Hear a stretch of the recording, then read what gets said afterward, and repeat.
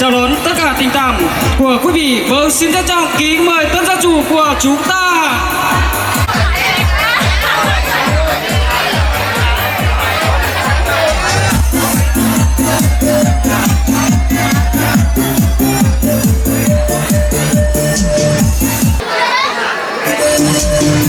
Vâng, quý vị thân mến, và hiện diện trên sân khấu của chúng tôi ngay lúc này đây là tân gia chủ, dạ vâng, ông bà Đoàn Kim và anh chị Phương Nhung, và cùng với đó là cùng với con gái của anh chị Phương Nhung, đó chính là bé Khánh Thi. Dạ vâng, quý vị thân mến, và được tỏ lòng thành với sự hiện diện hết sức là trân quý đến từ toàn thể quý vị, thì là tân gia chủ chúng tôi sẽ được phép nghiêng mình cúi chào và ra mắt tới toàn thể quý vị.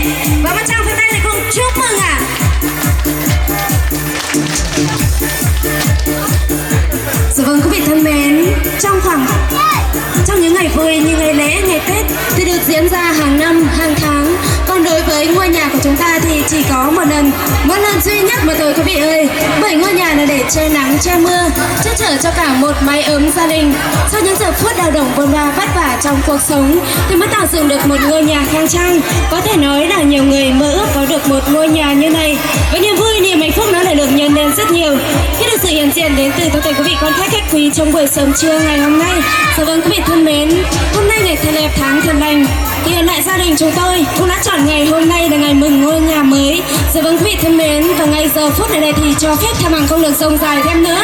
Buổi lễ mừng tân gia của gia đình ông bà Đoàn Kim, em chị Phương Nhung xin phép được bắt đầu. Vâng, chúng ta hãy dành một tràng pháo tay thật lớn nha quý vị ơi. Thân mến, một ngôi nhà khang trang, một mái ấm hạnh phúc đã được hình thành đến tại địa điểm bản Pá Sàng Tháo, xã Mường Bám thân yêu của chúng ta rồi quý vị ơi. Dạ vâng quý vị thân mến, màn pháo sáng lung linh cũng như là tràng pháo tay lên từ tất cả quý vị cũng đã báo hiểu rằng tân gia đại cát của gia đình ông bà Đoàn Kim cũng như là anh chị Phương Nhung cũng là chính thức được diễn ra rồi. Dạ vâng, cho ban tổ chức xin được màn phép thay mặt cho đông đủ toàn thể quý vị đang hiện diện trong buổi sớm trưa ngày hôm nay. Xin chúc cho gia đình ông bà cũng như là anh chị chuyển tới ngôi nhà mới làm ăn tài lộc dồi dào, ăn nên làm ra, tiền vào như nước sông Đà, tiền ra nhỏ giọt như cà phê phiên nhà ông bà cũng như là anh chị nha. Dạ vâng quý vị, đã có sự giúp đỡ công sức từ anh em bạn bè người thân thì ngày hôm nay ông bà cũng như là anh chị cũng nhận được những món quà đến từ anh em bạn bè người thân để dành tặng. Dạ vâng, và món quà đầu tiên là xin mời ông bà ngoại của chị Phương Nhung sẽ trở về trung tâm sân khấu và trao quà cho tân gia chủ ạ. Xin được trân trọng kính mời. Dạ vâng, ông bà ngoại ạ, Diện Nhung ạ. Vâng, xin mời ạ.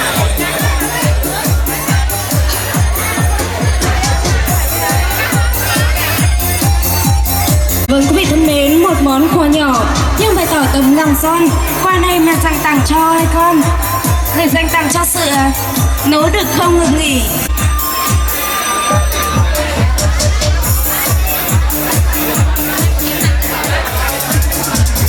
Dạ vâng, gia đình cậu Tiệp Thắng sẽ trở về trung tâm sân khấu và trao quà cho tân gia chủ. Xin được trân trọng kính mời ạ.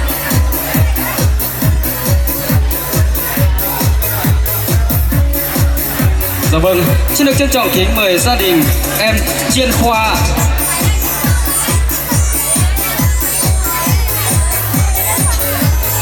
Dạ vâng, song hành với món quà của gia đình chú Chiên Khoa thì xin mời gia đình chú Tôn Thơ cũng sẽ trở về trung tâm sân khấu và trao quà cho tân gia chủ chúng tôi ạ. Xin được trân trọng kính mời. Dạ vâng, đến món quà tiếp theo xin được trân trọng kính mời món quà chú Toán Tim ạ. Vâng, xin mời ạ.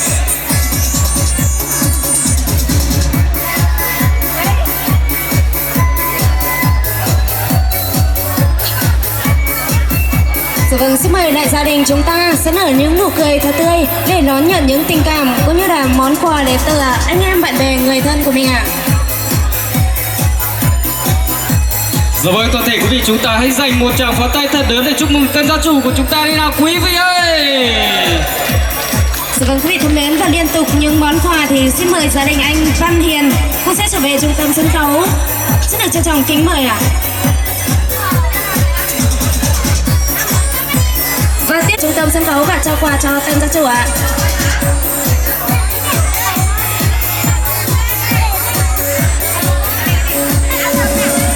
Dạ vâng, và liên tục những món quà thì cho ban tổ chức xin được mời món quà đến từ gia đình anh Vân Minh cũng sẽ trở về trung tâm sân khấu và trao quà cho tân gia chủ ạ. Xin được trân trọng kính mời.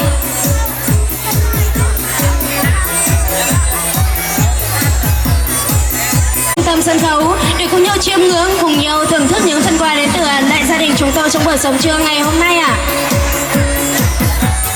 Dạ vâng, một lần nữa xin được cảm ơn những món quà rất là ý nghĩa, rất là tuyệt vời đến từ anh em bạn bè người thân cũng muốn trao tâm tư tình cảm của mình đến tân gia chủ của chúng tôi trong buổi sớm trưa ngày hôm nay ạ.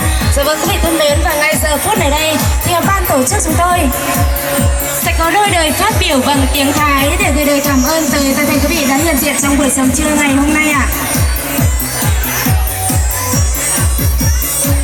Xin lại em và mẹ pin ông bàn cuồng ngọc bay ơi mình đi khởi rất muốn mừng thăng chờ lệ sắc bón nông đùng lùi làn dù tăng bàn tổ chức sẽ sinh cả ba mới mình đi cái lẽ là tăng tà hờ tân gia chủ sáu chiếc tiếng lại của mẹ pin ông hạt sườn nơ cái xong bón là ông bà đoàn kim cả ba ý ai phượng nhung cả ba mới có hai sẽ kín tàu bản tàu cuống có bấm miệng lần này khai là hai cái trắng liệt đầy ngân nhớ làng sùng sang bên đi các bạn giảm tàu có mả có bè có hầu có chân ý ai chọc bắn chọc cái trắng kiếm lầy luồng khắp căng nó cái trắng cáo trắng mất tức lại còn mấy cái đồng bạt cuống hạt bay hâu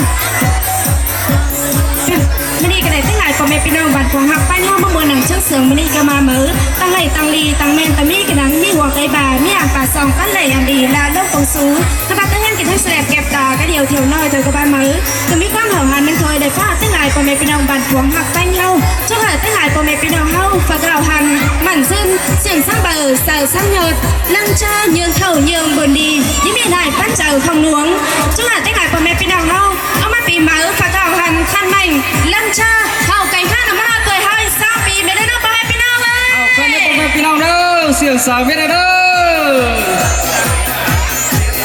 dạ vâng và ngay giờ phút này đây thì để tỏ lòng cảm ơn tới sự hiện diện hết sức là chân quý đến từ toàn thể quý vị quan khách trong buổi sớm trưa ngày hôm nay thì tân gia chủ chúng tôi cũng sẽ có những ly rượu để dâng lên thay cho những lời cảm ơn tới toàn thể quý vị. Xin đi lại em qua mẹ pin bàn khoáng học anh ơi mình đi cái này tết lại qua mẹ pin buồn đằng trước giường mình đi gặp ba mới lúc tàu lưu lan cả ba chùa hơn cả ba mẹ ngần xưa cả biết chén đầu nồi hòm nên thôi ta chén đầu nồi hòm bằng cả nhau kiên sống phó gần khắc xe và nghề bằng cần năng bằng cặt bằng cần tổ chức buôn trái tới sức khỏe để nó qua mẹ pin ơi. Dạ vâng, xin phép được trân trọng kính mời toàn thể quý vị chúng ta hãy rót đầy những chén rượu trắng rượu hồng của mình đi ạ quý vị ơi. Dạ vâng quý vị thân mến, ban tổ chức sẽ làm nhịp cầu nối, ban tổ chức sẽ hô là 2-3 rô, 2-3 uống, 2-3 chúc mừng tân gia lại cát được không ạ quý vị? San đầu sờ nước của mai pin ông Quý vị ơi! 2-3 rô 2-3 rô 2-3 chúc mừng tân gia lại cát hào khán của mai pin ông đây. Dạ vâng xin phép thiêng sẽ làm như thầu sự bia đến nó của mai pin ông ơi.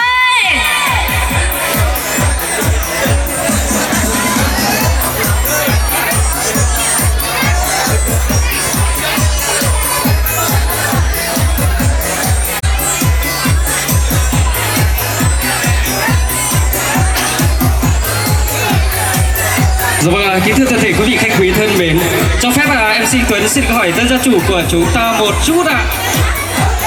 Dạ vâng, ngày hôm nay toàn thể quý vị chúng ta cũng đã đến chúc mừng rồi, một ngôi nhà khang trang, một mái ấm hạnh phúc đã được hình thành nên rồi. Thì cho cháu xin được hỏi ông một tí, tân gia chủ của chúng ta hôm nay có vui mừng và phấn khởi không ạ?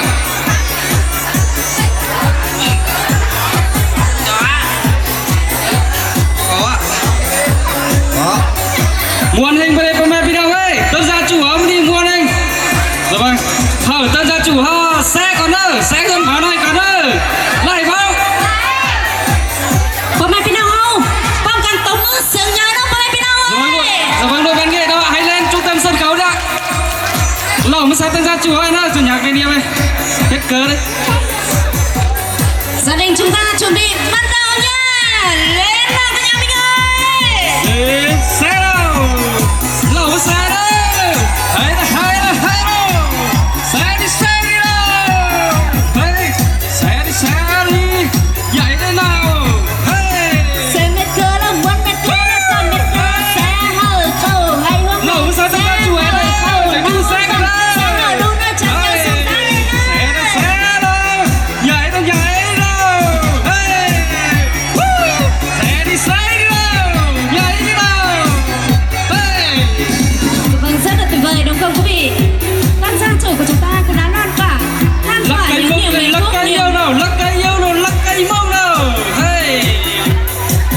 Dạ vâng, một lần nữa cho phép ban tổ chức xin được chân thành cảm ơn tân gia chủ của chúng ta trong buổi trưa ngày hôm nay ạ. Dạ vâng, rất là vui, rất là tuyệt vời rồi và xin được cảm ơn tân gia chủ của chúng ta rất nhiều ạ.